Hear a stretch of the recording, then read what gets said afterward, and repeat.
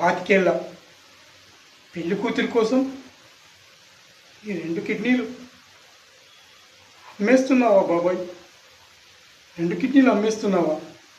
ఈ 2 కిడ్నీలు అమ్మేస్తే నువ్వు చచ్చిపోతావు బాబాయ్, నువ్వు చచ్చిపోతావు.